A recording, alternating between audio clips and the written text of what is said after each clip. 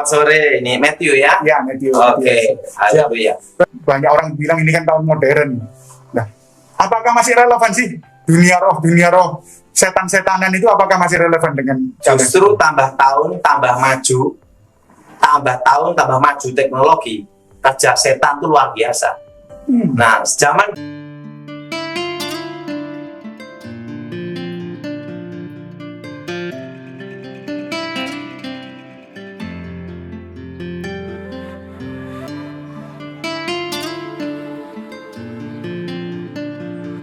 ada seorang wanita. Seorang wanita ini bertanya kepada kita waktu pastor kemarin itu khotbah di gereja kami, tapi belum sempat terjawab. Nah, dia mengatakan begini, sejak dia usia SMA lah ya, SMA dan masuk kuliah, dia sering mimpi disetubuhi oleh roh jahat. Dia mengatakan spesifik disetubuhi genderuwo, katanya seperti itu. Saya tidak tahu bisa menunjuk itu genderuwo dari mana, tapi apakah ini memungkinkan? bisa terjadi. Kalau itu kebanyakan berhubungan dengan rumah. Berarti rumahnya dulu adalah tempat pembunuhan. Yang dibunuh laki-laki. Nah, biasanya itu bukan roh orang mati, itu roh setan menyamar karena ada darah menuntut. Disitulah ada mitos. Dan setan menggunakan itu menjadilah genderuwo. Nah, genderuwo itu kan tinggi besar, hidungnya besar, rambutnya panjang-panjang, gigi besar-besar. Dan orang yang merasa disetubui hubungan dengan genderuwo itu masuk ke alam namanya alam bawah sadar, halusinasi. Jadi roh jahat itu berhubungan selalu dengan alam bawah sadar. Nah, alam bawah sadar ini berhubungan dengan alam halusinasi. Tapi ingat ya, tidak semua okultisme itu halusinasi. Sebagian ada halusinasi. Karena tergantung tingkat konsentrasi dan level orang yang mempelajarinya. Berarti itu ada yang tipuan alam, ada yang benar-benar memang itu karya roh, benar-benar ada. Nah, di dalam kasusnya ini disetubui bertahun-tahun. Itu apakah benar atau halusinasi? Kalau bertahun-tahun itu kebanyakan halusinasi. Karena kalau sampai itu betul-betul disetubui roh dan dia hubungan dengan genderuwo benar, itu kan daya tahan tubuh manusia itu punya batas. Dan itu menyerap energi. Itu maksimal 5 tahun pasti selesai, lewat. Kalau tidak meninggal, gila. Yang jadi pertanyaan, dia gila enggak? Nah gitu loh. Ada gangguan mental katanya. Dia sudah mulai kena, kayak banyak dokter mengatakan dia itu waham. Dijelaskan, dikatakan orang tua saya ceritain tidak ada yang percaya. Saya dibawa ke dokter mengatakan saya itu waham atau gangguan mental. Nah, seperti itu, Pastor. Nah, kalau itu bisa terjadi. Karena kalau sampai 5 tahun itu pasti ada gangguan mental atau mati. Karena energi manusia kan ada batasnya. Di dalam penyerap itu kan waktu berhubungan dengan genderuwo itu menyerap energi. Maka dulu sebelum bisa bertobat namanya negatif. Nah, ini padahal orang ini rajin ke gereja awal-awalnya, tapi setelah sekian lama sudah tidak pernah lagi ke gereja. Banyak orang yang mengatakan, udah yang penting kan percaya Yesus sudah nggak mungkin bisa kena yang gitu-gitu. Apakah benar, Pastor? Percaya Yesus tidak bisa kena yang gitu-gitu? Kalau orang itu percaya Yesus, bertobat lahir baru mengalami fase tidak bisa kena hitam. Yang jadi pertanyaan, dia sudah lahir baru. Karena yang untuk tahu kelahiran baru itu hanya Tuhan dan dirinya. Nah, sekarang langkah antisipat dalam arti langkah perbaikannya seperti apa? Kalau sudah terjadi, apa yang bisa dilakukan supaya terbebas? Pertama, pemutusan hubungan. Karena itu berhubungan dengan ikatan batin roh namanya. Nah, roh harus dihadapi dengan roh, artinya diputuskan batinnya. Yang kedua, doa pengusiran roh di tempat lokasi. Pertama awal dia di hubungan dengan genderuwo. Nah, itu biasanya tempatnya itu tempat pembunuhan. Memang mereka menyadari, keluarga ini menyadari bahwa dulu itu ada semacam kuburan di daerah situ. Apakah itu berpengaruh juga, Pastor? Bisa terjadi. Kuburan katanya orang penting. Bisa terjadi. Berarti itu di pemutusan dan kemudian didoakan di area tersebut. Saya harap yang bersangkutan dapat menyaksikan acara ini sehingga tahu tuh langkah apa yang harus dilakukan begitu. Nah, ini sekarang yang kedua, Pastor. Ada juga pertanyaan yang mengatakan begini. Keluarganya adalah keluarga yang menganut pesugihan. Hmm. Jadi keluarga ini menganut pesugihan dan anak cucunya melarat. Sudah percaya Yesus, tetapi tidak ada peningkatan di dalam faktor ekonomi. Ya, karena menurutnya rezekinya disedot semua sama nenek moyangnya. Nah, sebenarnya pada waktu pemutusan atau ibaratnya pelepasan daripada hal itu, apakah bisa rezekinya kembali atau rezeki yang baru atau seperti apa? Sebenarnya itu banyak doa pelepasan tapi belum lengkap. Kebanyakan doa pelepasan, ya kebanyakan dilakukan hamba-hamba Tuhan, itu kurang lengkap. Tapi ada yang lengkap juga, karena tahu hal ini. Tapi tidak semua hamba Tuhan tahu. Nah, makanya saya beritahu. Jadi ada sebagian hamba Tuhan yang tahu, ada sebagian tidak tahu. Kebanyakan kita dalam doa pelepasan itu mematahkan kutuk keturunan. Setelah mematahkan kutuk keturunan, yang kedua adalah mematahkan kutuk yang berhubungan dengan okultisme. Nah, dan yang ketiga, ikatan kutuk yang berhubungan dengan kedagingan, yaitu perzinahan. Terusan karakter-karakter tabur tuai dari nenek moyang, itu kategori kutuk keturunannya. Tapi juga karena ikatan masa lalu. Nah, itu ada dua pemutusan di situ. Tetapi yang jarang dilakukan adalah mematahkan kutuk masa depan. Wah, ini saya baru pertama kali mendengar ini, Pastor. Kutuk masa depan. Gini ya, Tuhan menciptakan manusia segambar serupa pada hari yang ke-6. Nah, dan pada hari yang ke-6 pula Tuhan memberkati manusia. Beranak cuculah dan kuasai bumi. Dan hari yang ke-7 hari Sabat. Oke. Tuhan berfirman memberkati manusia, beranak cuculah kuasai bumi. Lawan dari Tuhan adalah setan. Jadi sebenarnya setan itu Tuhan memberkati, setan mengutuk. Betul. Lawannya aja. Dan setan tidak ada ilmu baru, tapi dia tekun, spesifik. Makanya dia itu spesialisnya ada gitu. Nah, kayak dokter kan ada dokter umum. Nah, ada dokter spesialis. Nah, dia itu spesialis menggoda manusia. Nah, godaan setan itu menekan dan menggoda. Kalau ditekan tidak bisa, berarti digoda. Makanya banyak orang jatuh bukan pada waktu susah atau waktu diberkati, karena digoda. Ada juga waktu orang ditekan jatuh dalam dosa karena keadaan. Nah, kutuk masa depan ini berhubungan dengan hari yang ke-6. Yang disebut Sabat Yahudi, hari ke-6, hari ke-7, itu hari Sabtu. Sabat Yahudi itu hari ke-7, itu hari Sabtu. Berarti hari yang ke-6 itu hari Jumat. Nah, ingat, lawan dari Tuhan adalah setan. Makanya puncak ritual puasa gelap, dukun-dukun, setelah itu berhubungan dengan okultisme, mistik-mistik lah, klenik-klenik lah. Seluruh dunia itu pasti hari yang ke-6, hari Jumat.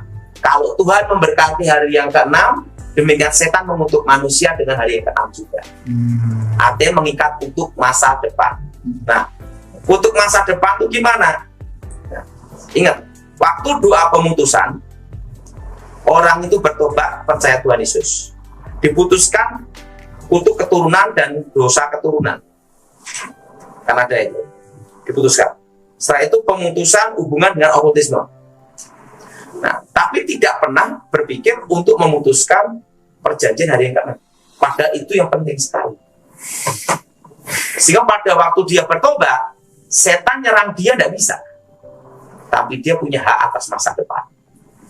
Sehingga waktu dia bertobat, kerja apapun bangkrut habis. Karena masa depannya masih di tangan setan. Nah, kadang orang berpikir kasus ini sama dengan kasus Ayub, beda. Ayub itu tidak ada perjanjian setan. Tuhan menguji, Tuhan mengizinkan, iblis mencoba. Kasusnya beda. Jadi kalau kita lihat kasus ini beda. Nah, kalau kasus ini adalah kutuk. Nah, kutuk ini harus diputuskan. Caranya memutuskan kutuknya itu seperti apa? Apa bisa dilakukan sendiri atau harus hamba Tuhan? Hamba Tuhan itu hanya membantu. Sebenarnya dalam doa pemutusan kutuk adalah nomor satu dari diri orang tersebut. Hamba Tuhan itu hanya membantu. Nah, doa pelepasan bisa dilakukan sendiri. Nah, doanya itu seperti ini. Di dalam nama Tuhan Yesus, segala perjanjian setan atas hidupku, keluargaku, masa depanku. Nah, arti masa depannya adalah perjanjian hari yang kenal, ritual itu. Kami putuskan, batalkan dalam nama Yesus. Darah Yesus hancurkan segala kutuk masa depan, supaya setan tidak punya hak atas masa depan ini. Karena orang yang pesugihan itu mengambil rezeki anak cucu.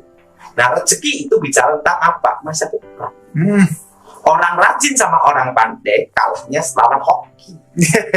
Nah, kalau hokinya tidak ada, ya habislah. Nah, hoki ini bicara tentang apa? Masa depan. Nah, makanya harus diputuskan dulu dalam nama Yesus. Dan hoki itu di tangan Tuhan. Nah, itu.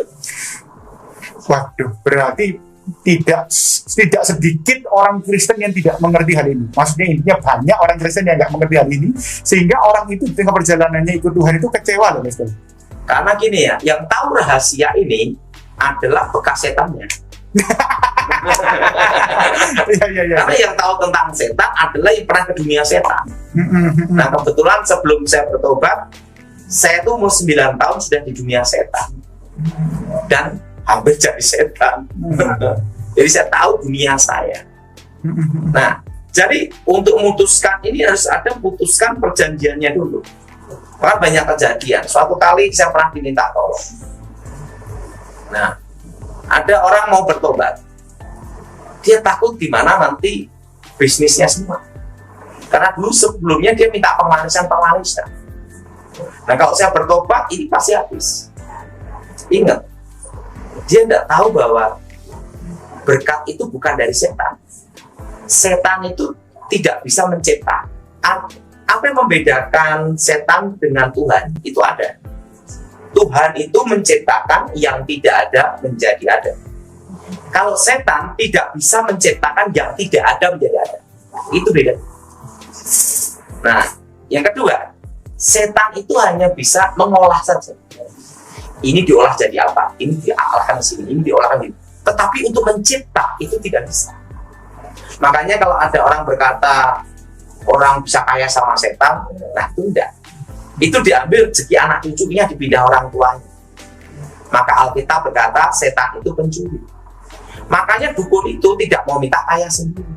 Karena dia tahu rezeki anaknya misalnya Gojek, mau mati pun dari Gojek dia tahu sampai batas di situ.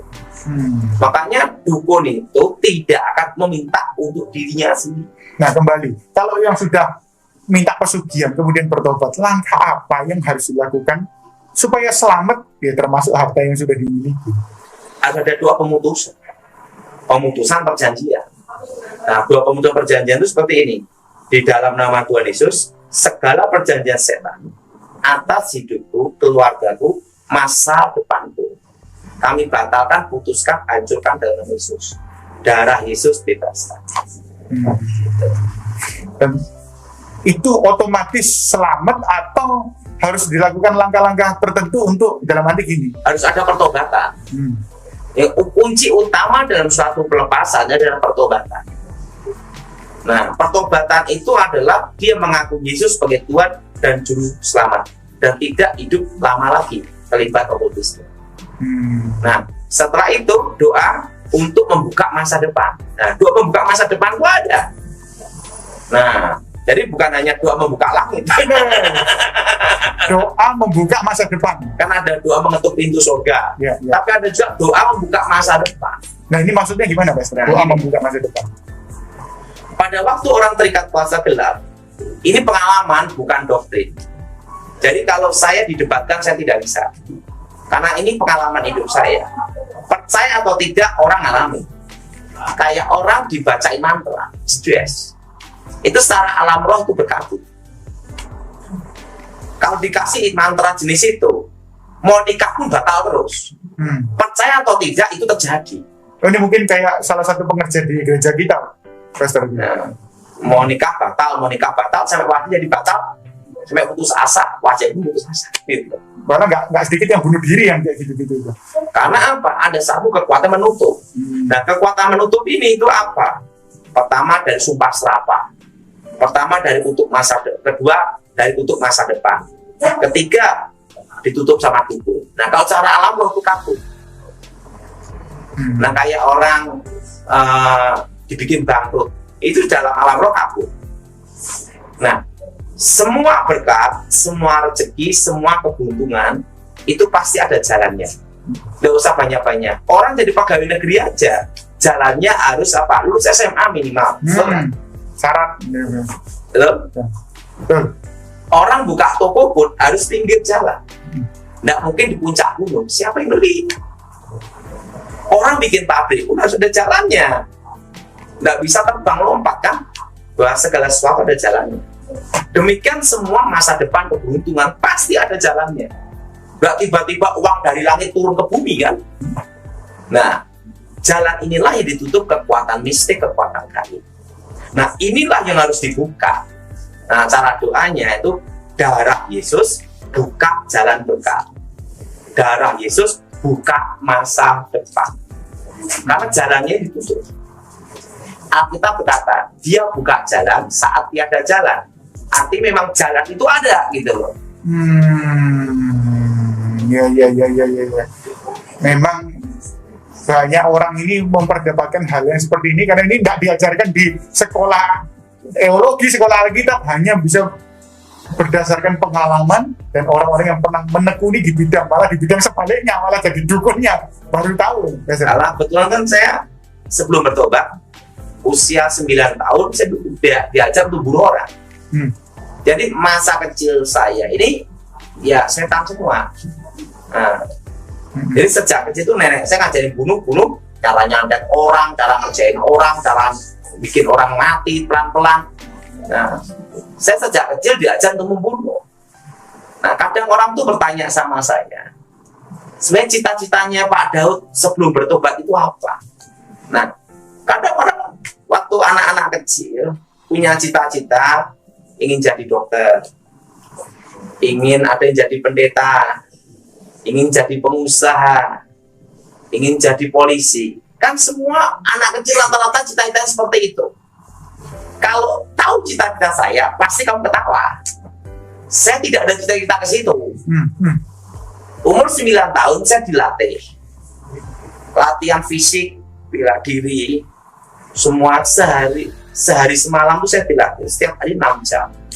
Dari koprol, dibanting, terus latihan berat. Terusan tidak boleh tidur di bawah jam 12 malam. Jadi setelah jam 12 malam boleh tidur. Jam 3, jam setengah 4 pagi udah latihan. Nah, waktu kecil itu saya ingin punya cita-cita dalam hidup saya. Lepas dari tempat itu aja. Kapan selesainya? Itu waktu yang saya tunggu bertahun-tahun. Karena setiap hari latihan.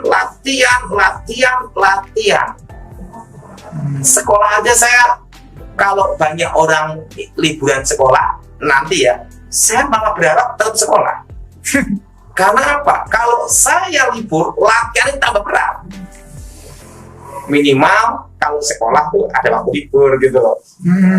Jadi saya kalau ditanya cita-citanya apa, ingin lepas dari situ aja. Nggak ada lagi cita saya. Itu yang waktu latihan ilmu putih atau ilmu hitam? Semua saya pelajari. Kakek ilmu putih, nenek ilmu hitam, lain saya abu-abu.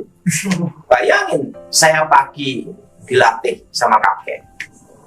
Siang, saya pulang sekolah dilatih. Malam masih dilatih nenek, ilmu hitam. Dan mereka berdua itu ngajarin berlawanan semua. Nah, saya tidak gila, saya udah puji Tuhan. Nah, dan itu anak usia 9 tahun. Jadi saya tuh hampir masa kecil saya tuh tidak ada yang bahagia. Usia 9 tahun udah lihat setan, udah ketemu setan.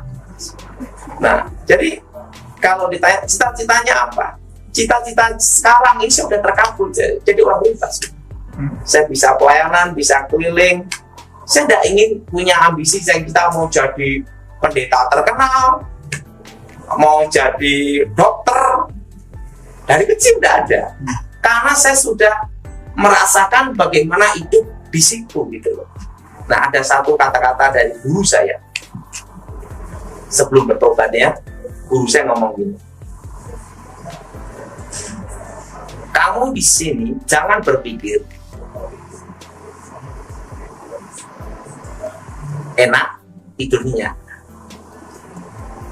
Kamu di sini untuk dilatih di kawah Condro di Moko, di suatu tempat siksa, di tempat aku mengambil besi-besi dari tempat-tempat terpilih, ibaratnya seperti itu, dan aku menempahnya besi itu menjadi pedang terkuat, itu pedang pusaka. Nah, demikian kamu ini. Hari ini kamu saya latih untuk menjadi itu. Untuk menjadi yang terkuat harus menjadi yang paling menderita. Kamu boleh berkata, untuk menjadi yang terkuat harus menjadi yang paling menderita. Yang kedua, dan ingat, mungkin kamu berkata pada saya, aku manusia paling jahat di dunia. Tapi setelah aku mati, kamu akan berterima kasih, tapi sudah tidak sempat bahwa aku menciptakan seorang memiliki hati baja, karakter, punya prinsip dan keteguhan, karena sudah ditempa dari tempat yang paling menderita di sini. Ya memang disiksa habis benar saya. Saya waktu bertobat hanya berat 30 kilo. Itu. Dan ada satu kata-kata dari guru saya yang saya pegang sampai sekarang. Mungkin orang akan mengetawain prinsip ini. Jadi bila dia bilang sebelum meninggal dia ngomong gini. Saya tanya sama guru, Mbak, untuk jadi besar terkenal itu mudah, tapi mempertahankan supaya terkenal dan besar itu yang susah. Apa yang harus saya lakukan dalam hidup ini kalau aku keluar dari tempat ini? Karena cita-cita saya dalam hidup saya keluar dari tempat itu aja bilang. Waktu itu dia ngomong gini, waktu aku masih muda seperti kamu, aku tanyakan itu juga ke guru saya. Dan guru saya adalah ayah saya. Dia bilang gitu. Berarti kakek canggah saya, canggah di atas buyut. Dan dia jawab ini, dan aku menjawab ini juga ke kamu, karena pertanyaannya sama gitu. Dia bilang gini, waktu aku masih muda, aku ingin ada di puncak itu, di gunung, sehingga aku berlatih menempa semua kemampuan, kekuatan kami, semua untuk sampai puncak itu. Tetapi ingat, pada waktu ada di puncak, disitulah tidak ada kawan, tidak ada lawan, dan semua adalah kesepian.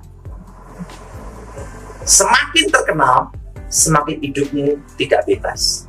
Semakin kaya, semakin khawatir. Semakin miskin, semakin nekat. Jadi gimana, guru? Pada waktu di puncak, hanya satu aja tujuan hidup kita, mati mengakhirinya dengan terhormat, supaya anak cucu kita menilai kita terhormat. Itu aja. Yang kedua, bagaimana mempertahankannya? Waktu aku masih muda, aku tetap latihan.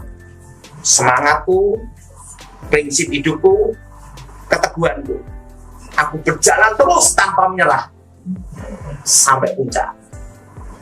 Tetapi pada waktu sampai puncak, janganlah engkau merasa di puncak, tetaplah engkau seperti di bawah. Pertama, kamu harus andap asal sukan satu dan coba hati, rendah hati. Hidupmu tidak boleh berubah sekalipun kau ada di atas manapun. Semangat kamu, prinsip hidup, dia ngomong ini, semangat kamu, prinsip hidup, dan cita-cita kamu merasa belum tercapai, maka itulah yang akan bikin kau betah. Sang kakek saya ngomong, Tony, waktu itu dia mati saya umur 99. Saya itu dia meninggal umur 100. Dia ngomong gitu. Kekuatanku, semangatku pada waktu aku muda sama seperti sekarang. Aku tetap latihan sampai sekarang. Kakek saya itu, guru saya ya, itu umur 99, umur 100 tahun masih melatih saya bela diri. Dan semangatnya dia latihan tidak bisa hidup. Saya masih ingat, itu pohon pisang sekali tendang langsung ambruk. Itu kakek-kakek umur 100 tahun. Dia ngomong, semangatku, latihanku, jiwaku sama pada waktu aku masih muda. Dan dia rutin setiap hari latihan 6 jam dari muda sampai dia mati. Dan dia mati juga tidak sakit. Dan makannya dia juga sederhana. Dia ngomong gini, nanti setelah kamu melewati semuanya, kamu pun akan seperti aku, seperti ayah saya dulu, kakek tangga saya. Kenapa dulu? Ujung-ujungnya nanti kita mau cari tempat yang tenang, tidak mau ribut-ribut, jauh dari keramaian, dan hidup kita untuk nolong orang. Itu aja. Nah, nanti kalau kamu sudah sampai ke situ ya akan kembali ke tempat ini. Kembali ke tempat pertapaan ini dulu. Maksudnya suasana seperti ini. Nah, di situ makanya setelah saya bertobat, memang benar setelah saya lewati semua, lewati. Dalam hidup ini sih, makanya saya ini sampai sekarang kadang foto pakai M, dan saya kan nggak pernah pakai kaos kaki kalau khotbah. Nah, sama seperti waktu saya sebelum bertobat bertaruh seperti itu. Ini setelah saya bertobat, semangat saya seperti itu. Semangat penginjilan saya di desa, di kota, di berbagai tempat. Nah, tujuan hidup saya penting jadi berkat. Dan pada waktu saya mati,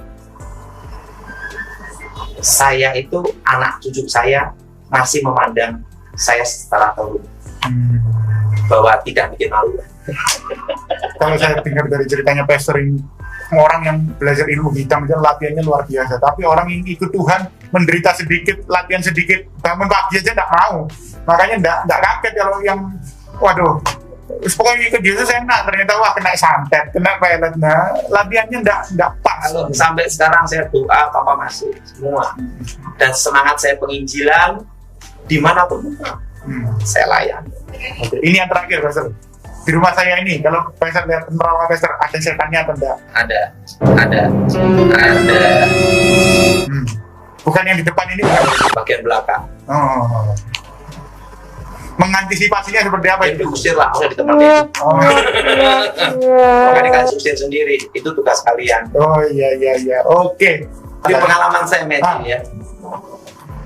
Ini ya.